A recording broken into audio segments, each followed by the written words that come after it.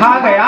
अंत में माँ एक कुएं के पास पहुंची है। बेटा, तेरे पिता ने इस कुएं में धन को गाड़ करके रखा है। पिता ने कि धन को सुना और माँ को पीछे से धक्का दिया। धड़ाम से सूखा कुआं था, माँ के भी प्राण अंत हो गई। अंत में इसने 5 वेश्याओं को पाल रखा। साहब 5 वेश्या हम आपने भी पाल रखी है। काम, क्रोध, लोभ, मोह, ये वेश्या ही तो है। कभी कानों की तृप्ति हुई, कभी आंख की तृप्ति हुई, कभी सांप जीव की तृप्ति। कितना खाता है आदमी, लेकिन खाने के बाद कभी तृप्ति नहीं होती। कभी नाक की तृप्ति हुई। साहब बाजू में पकौड़ी बनती है, नाक बता देती है ये पकौड़ी बन रही है। सब सूंघने से ही सब कुछ पदार्थ, इसकी तृप्ति कभी होती ही नहीं है। ये 5 वेश्याएं, काम, क्रोध, लोभ, मोह, ये वेश्याएं है। कभी किसी का लोभ समाप्त नहीं होता, कभी किसी का क्रोध समाप्त नहीं होता। इनको जिसमें जो बस में कर लेता है साहब, वही इंद्रियों पर प्रदान होकर के वही भगवान के धाम को प्राप्त होता है। 5 वेश्याओं को। और ये संसार है साहब। देखिए संसार बड़ा विचित्र है। ना खुद खाता है, ना खाने देता है, ना खुद बैठता है, ना दूसरे को बैठने देखता है, ना खुद सुखी रहना चाहता है, ना दूसरे को सुखी देखना चाहता है। साहब इस संसार की बड़ी विचित्र बात से प्राण में आती है कथा। भगवान शंकर ने एक दिन विचार किया, देखे तो संसार की विषमता का दर्शन। भगवान ने नादिया लिया और भोले और पार्वती दोनों बैठ के निकल पड़े गांव से। गांव वाले बोले देखो तो इन दोनों शर्म नहीं आ रही, बूढ़ों सो बैल है, 2 ही जने बैठे जा रहे। भगवान शंकर बोले तो क्या करे देवी? बोले ऐसे करो स्वामी, आप बैठ जाए। पार्वती जी उतर गई, लगाम को पकड़ लिया और लगाम को जैसे पकड़ा, दूसरे गांव वाले बोले देखो तो कि बुढ़ा हो, शर्म नहीं आ रही। एक 16 वर्ष की कन्या हो, पैदल चला रहा है, स्वयं 80 वर्ष का बैठा है। भगवान शंकर बोले देवी, बोले ऐसा करो आप उतर आओ, हम बैठे जाए। शंकर जी उतर आए, पार्वती जी नादिया पे विराज गई। भगवान शंकर लगाम पकड़े, तीसरे गांव, चौथे गांव को पहुंचे और जैसे ही चौथे गांव को पहुंचे, गांव वाले बोले देखो तो ये कन्या हो, शर्म नहीं आ रही, 80 साल का निगराय, 16 वर्ष की बैठी चली है। भगवान शंकर बोले आओ 5वें गांव पहुंचो ना दिया। और 5वें गांव पहुंचे और 5वें गांव में भगवान शंकर बोले ना हम बैठेंगे ना तुम बैठना। एक बगल दाएं की लगाम भोले बाबा ने पकड़ी, बाएं की नवा मां जगदम्बा पार्वती जी ने पकड़ी। 5वें गांव वाले बोले 2 ही के 2 ही मूर्ख, एक ही बैठ जा। तो शंकर जी बोले ये है संसार देवी, ये संसार है, ना स्वयं बैठता है, ना बैठने देता है, ना स्वयं खाता है, ना साथ खाने देता है। ये संसार की विषमता का सूत्र दिया। ये 5 वेश्याओं का दर्शन भगवत जी ने दिया। काम, क्रोध, लोभ, मोह 5 वेश्याओं को हुआ। अंत में 5 वेश्याओं ने एक दिन विचार किया, ये तो फांसी के फंदे पर जाएगा, लेकिन हमको भी फांसी के फंदे पर जाना पड़ेगा। 5 वेश्याओं ने मदरा पिलाई है, मदरा पिला करके और मारना प्रारंभ किया। अंत में नहीं मिला और जलते हुए अंगारे धुंधकारी की मुहिम में लग गए। तब भी नहीं मरा, अंत में जिंदा ही गाड़ दिया। 5 वेश्याओं ने अपना बिस्तर बोला उठाया, जा रही थी। पड़ोस में बोलने कहाँ जा रही बहन? बोले क्या करें देवी, वो परदेश व्यापार के लिए चले गए हैं, कुछ तो करना। हम कब तक यहाँ रहेंगे? कुछ साल 6 महीना अपने माता पिता के पास चले गए। ये तो चली गई, लेकिन कुछ समय के बाद में यहाँ पर गौकर्ण जी महाराज भी पधारे। जब सब पूर्ण हो चुका था तब पधारे। महात्मा ने देखिए, जब कोई महात्मा आता है तो ये नहीं सोचता, अपने जन्मभूमि की जय जयकार करता है। साहब स्वर्ग से भी बढ़कर के जन्मभूमि जो होती है वो स्वर्ग से भी बढ़कर के प्रदान होती है भैया। और स्वर्ग की भूमि का दर्शन प्रदान हुआ और दर्शन हुआ, विचार करने लगे, माला लेकर के भगवान का भजन करें। इतने में भजन ही कर रहे थे और भजन करने के लिए बैठे तो कभी सुअर का दर्शन होता है, कभी बैल का दर्शन होता है, कभी भैंसे के रूप में दर्शन होता है। ओहो, उसी समय अंजलि में जल लिया, जैसे ही मारा उससे आवाज निकल पड़ी, अहो तो समी भ्राता, हम कोई और नहीं है भैया, हम तुम्हारे ही बड़े भाई धुंधकारी है।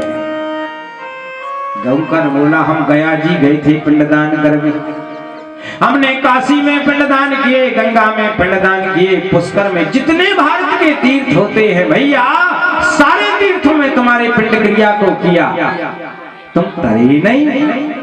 धुंधकारी बोला, एक आध पाप करे होते तो तरते, हमने हजारों पाप करे हैं, हजारों ऐसे दुष्कर्म किए हैं, कोई दूसरा उपाय सोचिएगा। दूसरे उपाय के सूत्र का दर्शन दिया। सुबह हुआ, भवन भास्कर भगवान से प्रार्थना करी कि हे भगवान, हे सूर्य नारायण, आप ही उपाय बताए। भगवान भवन भास्कर सभा ने साप्ताहिक वाचन गुरु, इनको मोक्ष चाहते हो यदि तो आप सप्ताह की कथा को सुनाए, भागवत की कथा को सुनाए। और जब ये प्रश्न हुआ, अंत में भागवत की कथा सुनाई। अब बैठेगा कहाँ? देखो, सबको तो बैठने की व्यवस्था थी, लेकिन भूत अलग होता है, प्रेत अलग होता है और महाप्रेत अलग होता है। अलग अलग योनियां होती, जो जैसा कर्म करता है उसी प्रकार की योनि होती है। बाहर एक ध्वजा, बहुत भीड़ थी पंडाल में, साहब बाहर एक ध्वजा लगी थी बांस की, उस बांस के झुंड में बैठा हुआ धुंधकारी। एक दिन की कथा, 2 दिन की कथा, 7 दिन की कथा हुई, 7 ग्रंथ का फटी है। विमान आया है, विमान में बैठ करके जाने के लिए तैयार हो गया। सूत जी महाराज कहते हैं, कथा कब सुनाई गई? ये सुनना चाहे तो कलयुग के 30,000 वर्ष बीतने के बाद, कलयुग के 30,000 वर्ष बीतने के बाद भाद्रपद के 9वीं तिथि को शुक्ल पक्ष में श्री सुखदेव भगवान ने राजा परीक्षित को कथा सुनाई थी। उससे 200 वर्ष, भागवत जी में नहीं लिखा है साहब, इस स्कंद पुराण में, भविष्य पुराण में कथा है। 200 वर्ष बीतने के बाद कुमार के महीने में शुक्ल पक्ष की 9वीं तिथि को, देखो 9वीं वहां थी साहब, 9वीं का बहुत बड़ा महत्व है। आगे कथा आएगी, राम जी का जन्म भी 9वीं को ही हुआ, 9वीं की बहुत बड़ी गाथा है। तो कुमार पक्ष की 9वीं शुक्ल पक्ष में 9वीं तिथि को ही श्री गौतम जी ने धुंधकारी को भागवत की कथा सुनाई थी। उसके बाद में फिर सनत सनत कुमारों ने भी कातक के महीने में शुक्ल पक्ष की तिथि को, 9वीं तिथि को ही ज्ञान और वैराग्य को भागवत की कथा सुना करके उनको भी मोक्ष गति प्रदान कर दी। बोलो वृंदावन बिहारी लाल की जय। सुखदेव सौनक ऋषि कहते, ऋषियों यहाँ भागवत का महत्व पूरा हुआ। भागवत में 365 अध्याय हैं, भागवत में 365 अध्याय है, 18,000 श्लोकों का भी दर्शन दिया है, जिसमें केवल अभी 5 अध्याय हुए, दूसरा दिन पूर्ण होने वाला है। देखिए, यदि भागवत की पूरी कथा सुनाई जाए पूर्ण रूप से, यदि वो भी कहीं कहीं छोड़ करके भी, तो 90 दिन का सूत्र लिखा है। 90 दिन में पूरी भागवत होती है साहब, 7 दिन में पूरी भागवत नहीं। ये तो केवल चिन्नत को लेते हुए, क्योंकि राजा परीक्षित को 7 दिन का श्राप लगा था। जो मुख्य दर्शन होती है, जो भक्ति की सरिताएं की कथा होती है साहब, उनको 7 दिन में सुना दिया जाता है, नहीं तो 90 दिन का सूत्र भागवत जी में दर्शन। हल्ला नहीं करिएगा। सूजी भगवान कहते हैं, ऋषि भागवत का प्रथम स्कंद में प्रवेश करते हैं। वृंदावन बिहारी लाल की जय हो। पहला श्लोक है भागवत जी का, जन्माद्यस्य यतो वयादितरतश्चासे तेने ब्रह्म आदि कवये मह्यन्ति यत् सूर्यः। जिसका जन्म नहीं होता है, हमारा आपका जन्म होता है, भगवान का कभी जन्म नहीं होता। भगवान प्रकट होते, पढ़ना स्तुति में, भय प्रकट कृपाला दीन दयाला कौशल्या हितकारी। हम जन्म लेते हैं, भगवान प्रकट होते हैं। आदि से ब्रह्म होता है, तेन ब्रह्म आदि कवये मह्यन्ति यत् सूर्यः। जिनकी जय जयकार इस लोक में, परलोक में, तीनों लोक में इनकी जय जयकार होती रहती है साहब। जिनके नाभि से कभी ब्रह्मा उत्पन्न होता है, कभी उस नाभि से सिंह उत्पन्न होता है। ऐसे भगवान के चरणों में तेज ब्रह्म आदि कवये मह्यन्ति यत् सूर्यः। अरे सूर्य जैसे जाकर के जिनके चरणों में लेटे रहते हैं, बड़े बड़े मनीषी जिनकी जय जयकार करते रहते हैं, और वही राम है और वही कृष्ण है, अलग कुछ नहीं। रामो कृष्ण, यदि कृष्ण वही राम बन करके कभी आता है तो वही कभी श्याम बन करके आता है। गर्वस्थ स्थिति देखिए, धर्म का सूत्र दिया, और धर्म और निष्ठा से जो जीव भगवान के लिए पुकारता है, भगवान उस पर कृपा। आप पुकार करके तो देखें, आप भगवान को एक बार याद कर करके तो देखें, भगवान दौड़ करके उस भक्त के आगे और पीछे रहते हैं। सब महाभारत पढ़िए, महाभारत के बीच में द्रौपदी ने अंत में भगवान को पुकारा, भगवान प्रकट हो गए। लेकिन पुकार द्रौपदी जैसी होना चाहिए। जब द्रौपदी जी का चीर हरण होने लगा, चीर हरण करते करते द्रौपदी का अंतिम शस्त्र खिंच रहा है, रुक्मणी जी बोली, प्रभु आप जाइए, आपकी बहन की लाज जा रही है।